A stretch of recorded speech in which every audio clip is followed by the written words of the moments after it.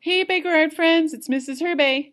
So today I want to talk to you guys about Dia de los Muertos, which is Day of the Dead, versus All Hallows Eve, which is also known as Halloween.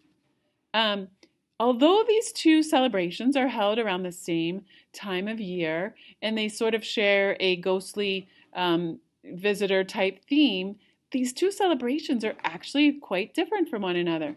So I wanted to give you guys just a little bit of background on each. And Day of the Dead is probably something that you are familiar with from learning about it in Spanish class. And so I'm just going to give you a quick overview. This holiday originated in Mexico, and its origins came from the Aztec people, who were an indigenous culture that lived in Mexico a long, long time ago. And the Aztec people recognized and celebrated death because they just felt it was a natural part of being a human being. They didn't believe that death was the end, but rather it was the beginning, and that everything before death was just a dream.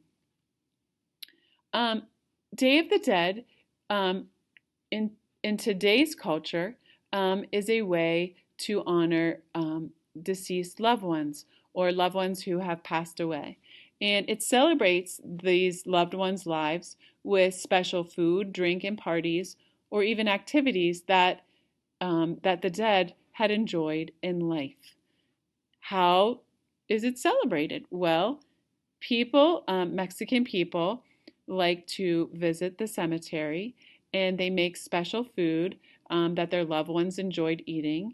And they take sugar skulls that are decorated, and they create an altar at the cemetery where they also have candles and incense and oftentimes a picture of their loved one who has passed away.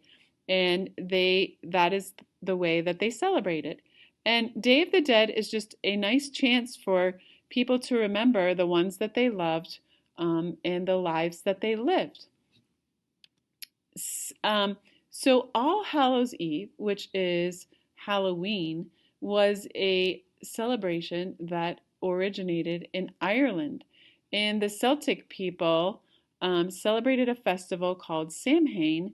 And they believed that the night before this festival, the people who had died returned as ghosts.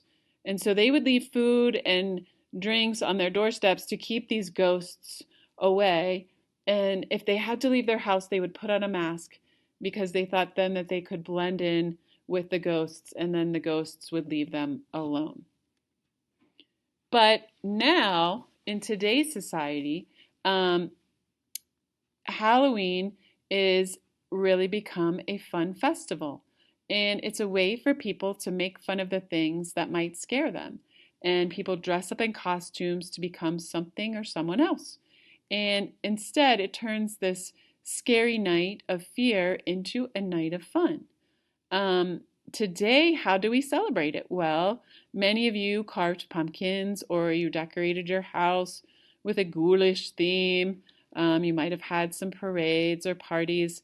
And most of all, I know a lot of you are looking forward to going trick or treating dressed in costumes. So it's really a chance to just become something or someone else and scare people, but scare them in the name of fun. I also want us today to look at two different images. The image on the left is an image of a skull, a human skull, it's a drawing, and the image on the right is a sugar skull. And sugar skulls are almost a work of art in and of themselves, and they're one of the things that the Mexican people make to celebrate the lives of their lost loved ones who have died. And if we look, we can kind of see some of the similarities to the human skull, but sugar skulls are different in that they have lots and lots of beautiful decorations. And the skull is drawn in a little bit more of a simplified way than the actual. It's a sort of a representation of the human skull, but it isn't an actual realistic drawing of the human skull. So today we're going to have a really fun time Our at-home lesson is where we are going to learn how to draw our own sugar skulls. I know maybe some of you have done coloring pages where you've colored in a sugar skull, but now I'm going to teach you how to draw your very own sugar skull. So let's get started.